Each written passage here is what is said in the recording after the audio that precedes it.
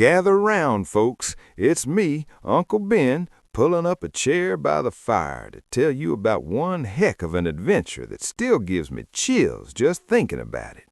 We're talking the raw, untamed beauty of Alaska's Denali National Park, where the jagged peaks of the Alaska Range stab at the heavens, and the air is so pure and cold it slaps you awake like a splash from an icy stream.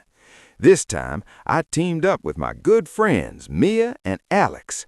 Mia, the sharp biologist with a field journal always at the ready, analyzing every leaf and track like it's a puzzle waiting to be solved, and Alex, the tech whiz who's got gadgets that could outsmart a fox, from solar-powered drones to wildlife cameras. We jumped off the park shuttle at the entrance, and right away I felt that familiar rush. "All right, team," I boomed, watching my breath curl like smoke in the frosty morning. This is the land of the midnight sun, where the days stretch on forever in summer. Denali herself looms at over 20,310 feet, the highest darn peak in North America, carved out over eons by massive glaciers grinding away at the rock, thanks to tectonic plates crashing like slow-motion titans. But Denali ain't just a mountain. It's a living, breathing wilderness spanning more than 6 million acres, protected as a national park since 1917. It's a place where nature calls the shots, and we've got to play by her rules. We laced up our boots and hit the Savage River Trail first, the path winding through tussock grass and wildflowers that popped like fireworks against the gray gravel. The glacial river beside us roared like a freight train, carrying meltwater from those ancient ice fields. I couldn't resist dropping some knowledge bombs. Keep your eyes peeled for Alaska's Big Five, grizzly bears that can bulk up to 1,500 pounds on salmon and berries, massive moose with antlers wider than a truck, migrating caribou herds that thunder across the tundra, sure-footed Dall sheep scampering up sheer cliffs, and sly wolves howling under the moon. But here's the real talk. Climate change is hitting hard up here. The permafrost, that frozen ground layer, is thawing out faster than ice cream in July, causing rivers to shift, habitats to change, and even releasing greenhouse gases that amp up the warming. It's why parks like this are crucial. We're the stewards, folks. Mia, ever the biologist, nodded thoughtfully, her eyes scanning the landscape. Fascinating stuff, Ben. The ecosystem shifts could impact biodiversity in ways we're just starting to understand. I've been studying similar patterns in my research. Alex, fiddling with his solar-powered drone, chimed in with a grin. "We've got this covered. Friends like us, we're the dream team for unraveling these mysteries." Pushing deeper into the backcountry, we set up camp in a secluded valley.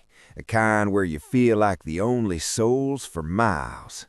That night, the sky exploded with the northern lights, the Aurora borealis, swirling in greens, purples, and pinks like some cosmic light show. We sat there, jaws dropped, as I explained how solar winds crash into Earth's atmosphere to create that magic. But adventure ain't all smooth sailing. Out of nowhere, a blizzard barreled in like an angry giant, dumping snow so thick we couldn't see our hands in front of our faces. The wind howled like a pack of wolves, and our tent shook like it was gonna take flight. Mia's eyes went wide with fear, her voice trembling as tears froze on her lashes. "Ben, I'm scared. What if we're stuck forever?" My heart twisted seeing her like that. Heck, I was worried too, but I couldn't show it. I wrapped her in my arms, my voice steady as a rock. "Hey now, we've got the wisdom of the ages on our side. The Inuit people, who've called this land home for thousands of years, mastered survival with igloos for shelter, reading animal tracks like a book, and respecting the spirits of the wild. We'll channel that." Alex, bless his quick-thinking soul, sprang into action, using our extra tarps to build a windbreak, and igniting a small fire with dry tinder he'd smartly stashed. "No way we're going down without a fight," he said, squeezing Mia's hand. "Teamwork makes the impossible possible." In that storm-raged huddle, emotions surged like the wind, fear turning to fierce determination, vulnerability forging bonds tighter than any rope. We shared stories to keep spirits high, laughing through the cold until the blizzard finally eased, and Mia even pulled out her journal to note how the storm might affect local wildlife migrations, turning our ordeal into a learning moment. Dawn broke with a crisp, sparkling blanket of fresh snow, transforming the landscape into a winter wonderland. Shaking off the chill, we ventured out and, would you believe it, spotted a massive grizzly bear lumbering down to a rushing river, its fur glistening in the sun as it swiped at leaping salmon. We froze in awe, keeping a respectful distance. "These grizzlies are the kings of the food chain," I whispered. "They gorge on up to 90 pounds of food a day during hypophagia before hibernating, and by dragging those salmon carcasses into the woods, they fertilize the soil, helping trees and plants thrive. It's all connected in this grand ecosystem." Mia leaned in, her biologist's mind racing. "Exactly. It's a classic example of nutrient cycling. My studies on trophic levels show how predators like these maintain balance." Alex's wildlife camera whirred, capturing the scene, while Mia sketched furiously, her fear from the night before replaced by pure joy. We spent the afternoon tracking caribou tracks, with Mia explaining how their migrations adapt to changing climates, and Alex using his drone to map the terrain, making our friendship feel like a well-oiled machine of discovery. Later, we climbed a steep ridge for that unbeatable view of Denali's snow-capped summit, the path challenging but rewarding with panoramic vistas that took our breath away. No mishaps this time, just pure exhilaration as we reached the top, high-fiving and sharing the moment. Mia pointed out distant wolf packs, drawing on her expertise to describe their social structures, while Alex analyzed the footage from his gadgets. It was in these quiet times that our bond shone brightest, three friends united by a love for the wild, each bringing our strength to the table.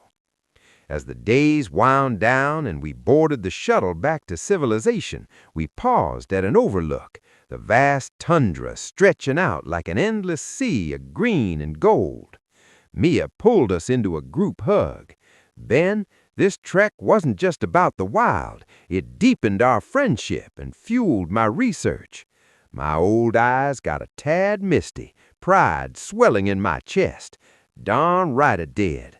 Alaska's rugged heart taught us humility in the face of nature's power, the grit to push through storms, and that true friendships are forged in the fire of shared trials, lasting longer than any mountain. There you have it, my friends, my Alaskan wilderness trek, a roller coaster of heart-pounding thrills, mind-blowing facts about this incredible planet, and bonds that run deeper than the deepest fjord. It's stories like these that remind us why we chase adventure. What's brewing in your mind for the next one? Yours in endless exploration, Uncle Ben.